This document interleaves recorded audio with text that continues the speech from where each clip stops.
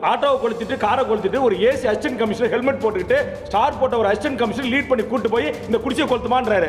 பதிவு இருக்கு. இது வரைக்கும் அந்த ஏசி மேல என்ன நடவடிக்கை எடுக்கல, அந்த பெண்ணை அரெஸ்ட் பண்ணல, கொளுத்துன அரெஸ்ட் பண்ணல.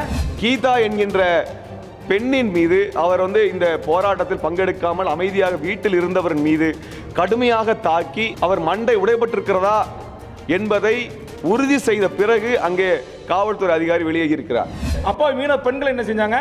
அவங்க ஆதரவு கொடுத்தாங்க, தண்ணி கொடுத்தது தப்பா, உணவு கொடுத்தது தப்பா? அதுக்காக நீங்க மட்டும் பூந்து அடிப்பீங்க, கெமிக்கலை ஊற்றி நீங்க மட்டும் கொளுத்துவீங்களா அப்பா வீடுகள் எல்லாம், குடிசைகள் எல்லாம்? ஆக இப்படிப்பட்ட ஒரு வன்முறை என்பது திடீரென எதேச்சையாக நடந்தது அல்ல. நீண்ட காலமாக தெளிவாக திட்டமிடப்பட்ட ஒரு வன்முறையை தான் இந்த நிகழ்ச்சிகள் காட்டுகின்றன. நீங்கள் யாருக்காக தாக்கியிருக்கிறீர்கள் என்றால் சமூக விரோதிகளுக்காக காவல்துறை பொதுமக்களை தாக்கியிருக்கிறது. ஒரு இனப்படுகொலை செய்த ராணுவ அதிகாரிகள் பேசியதைப் போலவே தமிழக காவல்துறை அதிகாரிகள் பேசியிருக்கிறார் என்பதை நாங்கள் பகிரங்கமாக சுட்டிக்காட்ட விரும்புகிறோம்.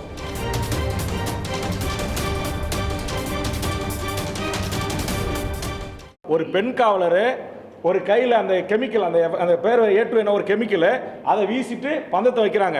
இன்னும் அந்த ஆட்டோவை கொளுத்திட்டு காரை கொளுத்திட்டு ஒரு ஏசி அசிஸ்டன்ட் கமிஷனர் ஹெல்மெட் போட்டுக்கிட்டு ஸ்டார் போட்ட ஒரு அசிஸ்டன்ட் கமிஷனர் லீட் பண்ணி கூட்டு போய் இந்த குடிசையை கொளுத்துமான்றாரு. பதிவு இருக்கு. இது வரைக்கும் அந்த ஏசி மேல என்ன நடவடிக்கை எடுக்கல, அந்த பெண்ணை அரெஸ்ட் பண்ணல, கொளுத்துன அரெஸ்ட் பண்ணல.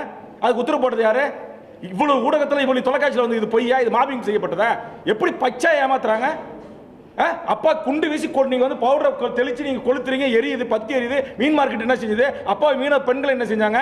அவங்க ஆதரவு கொடுத்தாங்க, தண்ணி கொடுத்தது தப்பா, உணவு கொடுத்தது தப்பா? அதுக்காக நீங்க மட்டும் பூந்து அடிப்பீங்க, கெமிக்கலை ஊற்றி நீங்க மட்டும் கொளுத்துவீங்களா அப்பா வீடுகள் எல்லாம், குடிசைகள் எல்லாம்? நீங்க 5000 மக்கள் ஆம்பளை புலம்பல அனாதையா இருக்கிறான், சாப்பாடு இல்லை, தண்ணி இல்லை, அங்க உள்ள யாரும் போய் பார்த்து ஒரு ஆள் சொல்ல கூட முடியல.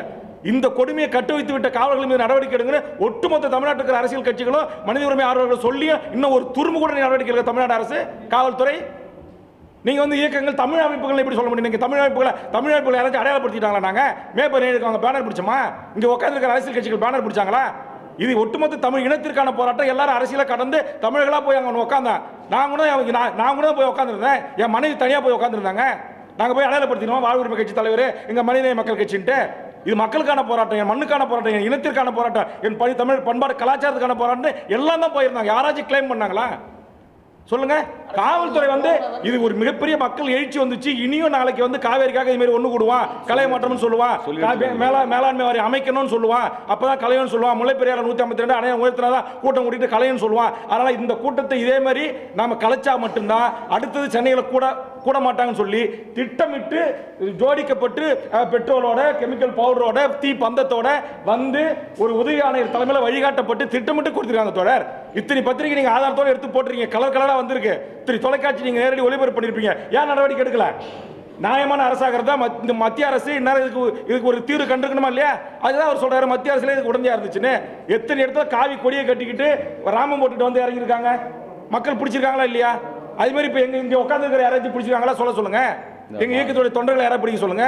பெரியார் இயக்கங்களை யாராச்சும் பிடிச்சி சொல்லுங்க. அந்த மாதிரி ஜல்லிக்கட்டு மீதான தடையை நீக்க கோரி நடத்திய மாணவர்களும் இளைஞர்களும் நடத்திய இந்த வெற்றி மிகுந்த போராட்டத்தினால் மத்திய அரசு பின்வாங்க வேண்டிய நிலை ஏற்பட்டதை அடுத்து இது போராடிய மாணவர்கள் மீதும் இளைஞர்கள் மீதும் அவர்களுக்கு துணையாக நின்ற பொதுமக்கள் மீதும் கடுமையான தாக்குதலை மத்திய பாரதிய ஜனதா கட்சியுடைய மோடி அரசு, இந்திய உளவுத்துறை, தமிழக உளவுத்துறையின் மூலமாக, காவல்துறையில் தங்களுக்கு இருக்கக்கூடிய ஆதரவு சக்திகளின் மூலமாக இன்று வரை இந்த வன்முறையை தொடர்ச்சியாக நடத்தி கொண்டிருக்கிறது.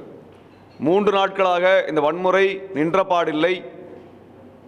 இந்த மாணவர்களையும் இளைஞர்களையும் காப்பாற்றிய அப்பகுதி மக்கள் மீது, சென்னை வாழ் மக்கள் மீதான தாக்குதல் தொடர்ந்து நடந்து கொண்டிருக்கிறது. நேற்று இரவும் இன்று காலையும் வரை அந்த தாக்குதல் தொடர்ந்து நடந்து வருகிறது. இது இந்திய அரசு தாங்கள் தமிழக மக்களுடைய இந்த பண்பாட்டின் மீதான தாக்குதலை வெற்றிகரமாக நடத்த முடியாத ஒரு தோல்வியினுடைய விரக்தி வெளிப்பாடாகத்தான் இந்த தாக்குதல் நடந்திருக்கிறது.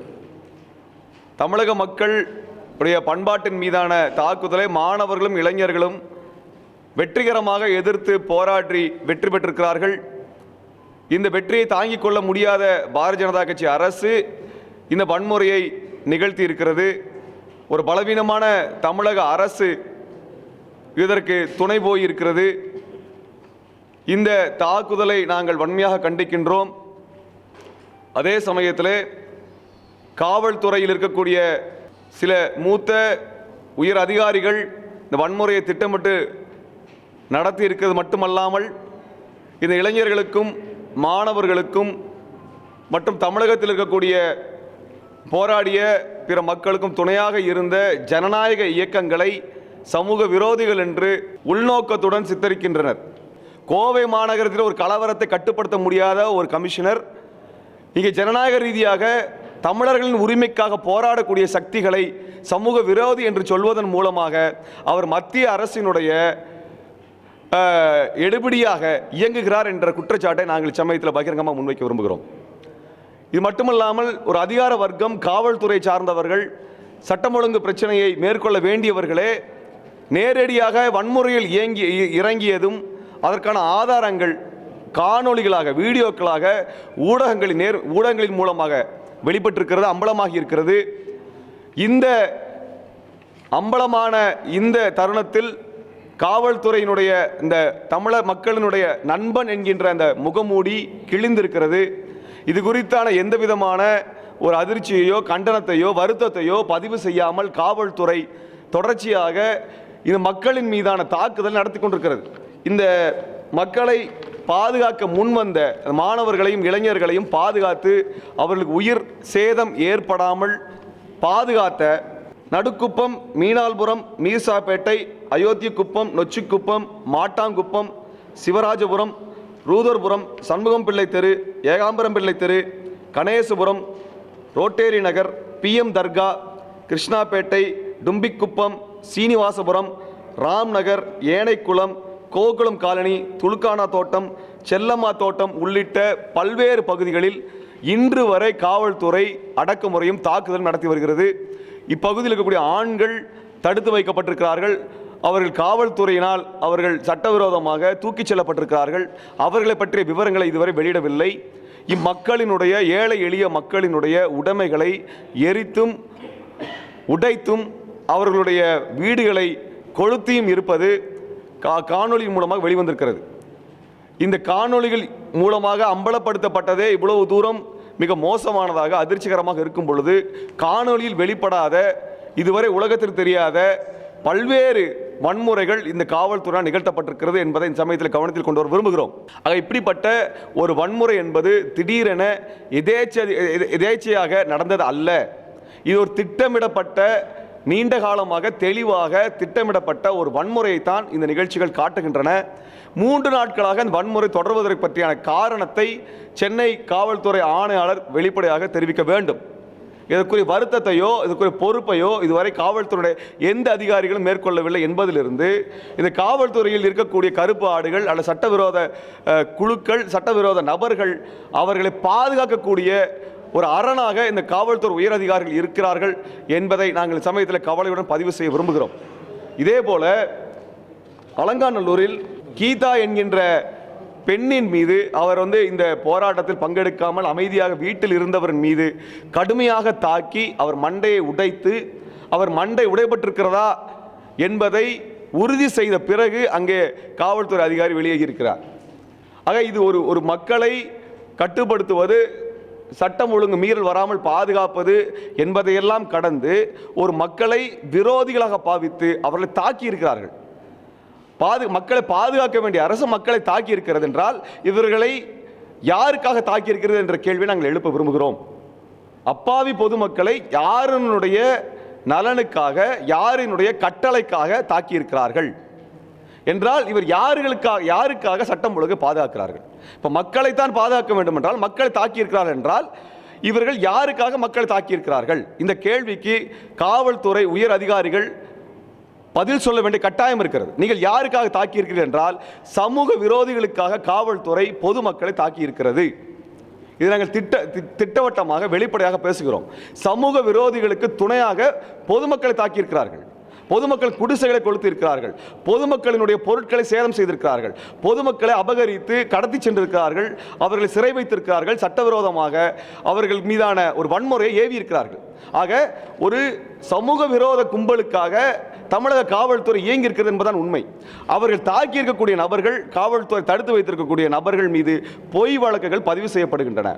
காவல்துறை தாக்கிய நபர்கள் எல்லாம் பொதுமக்களாக இருக்கிறார்கள். அப்படி என்றால் இவர்கள் சமூக விரோதிகளுக்கு துணையாக இருக்கிறார் என்றுதான் அர்த்தம். ஒரு புறத்திலே பொதுமக்களை தாக்குவது, இன்னொரு புறத்திலே இந்த மக்களுக்காக போராடக்கூடிய இங்கே தமிழ் தேசிய சக்திகளாக, முற்போக்கு சக்திகளாக, பெரியார் இயக்கங்களாக இருக்கக்கூடியவர்கள் மீதான ஒரு சமூக விரோதிகள் என்ற குற்றச்சாட்டை பொய்யாக பரப்புவது, தோழர் என்கின்ற ஒரு அற்புதமான தமிழ் வார்த்தையை பயன்படுத்துபவர்களை சட்ட விரோதிகளாக சித்தரிப்பது என்பது ஒரு பாரதிய ஜனதா கட்சியினுடைய ஒரு செய்தி தொடர்பாளராக இவர்கள் செயல்பட்டிருக்கிறார்கள். ஒரு காவல்துறையினுடைய பொறுப்பில் இருந்து கொண்டு ஒரு இந்துத்துவ மதவாத பிரிவினைவாத கட்சியினுடைய ஒரு செய்தி தொடர்பாளராக செயல்பட்டிருப்பது என்பது வெட்கக்கேடானது. இப்படியான ஒன்றை அவர்கள் நிறுத்திக் கொள்ள வேண்டும் என்பது மட்டுமல்ல, இதற்கான வருத்தத்தை அவர் தெரிவிக்க வேண்டும். ஒரு செய்தியை காவல்துறை தரப்பிலிருந்து உயரதிகாரிகள் பேசுகிறார்கள் என்றால் அதற்கான விளக்கத்தை கொடுக்க வேண்டிய பொறுப்பும் அதற்குரிய ஆதாரத்தை முன்வைக்க வேண்டிய பொறுப்பும் அவர்களுடையது. ஆனால் அப்படியான எதுவும் செய்யாமல் ஒரு அரசியல்வாதியைப் போல ஒரு காவல்துறை பேசுவது என்பது அதிர்ச்சிகரமானது மட்டுமல்ல, மிக மிக ஆபத்தானது. மிக மிக ஆபத்தானது.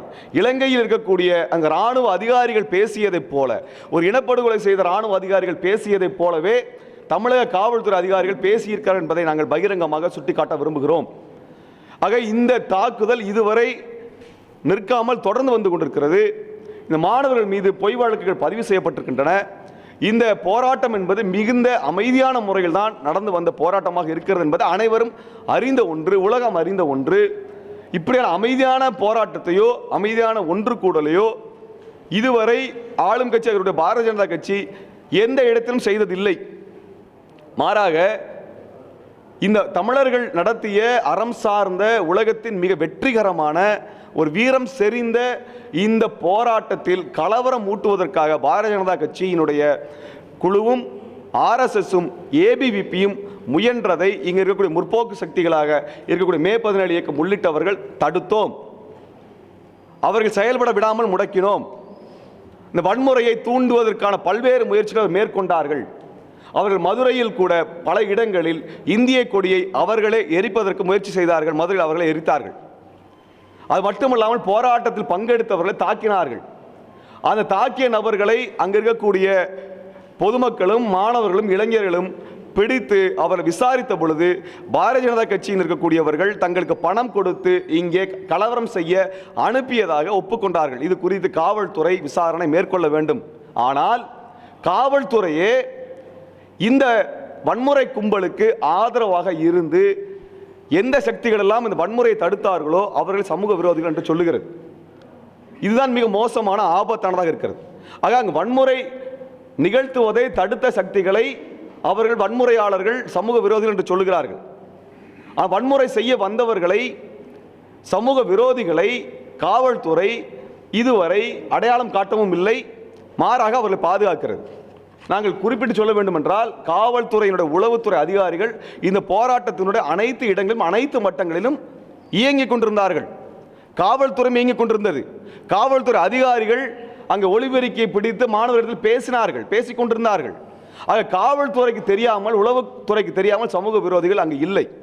அதே போல மே 17 இயக்கம் போன்ற இயக்கங்கள், எங்களை போன்ற இயக்கங்கள் நாங்கள் வெளிப்படையாக இயங்கினோமே ஒழிய தலைமறைவாக இயங்கவில்லை. எங்கள் அடையாளங்களை மறைத்தெல்லாம் நாங்கள் இயங்கவில்லை. நாங்கள் வெளிப்படையாக நாங்கள் யார் என்பதை சொல்லித்தான் நாங்கள் எங்களுடைய பணியை செய்து வந்தோம். ஆனால் தங்கள் அடையாளங்களை மறைத்து வந்த இந்துத்துவ கும்பல்கள் உள்ளே நுழைந்ததும் அவர்களுக்கு ஆதரவாக அவர்களுடைய பணத்தின் உதவியால் இயங்கிய சமூக விரோதிகள் யார் என்பது காவல்துறைக்கு தெரியாமல் இருக்கவே முடியாது. காவல்துறைக்கு தெரியாமல் இந்த வன்முறை கும்பல்கள் உள்ளே நுழைந்திருக்கவும் இயலாது.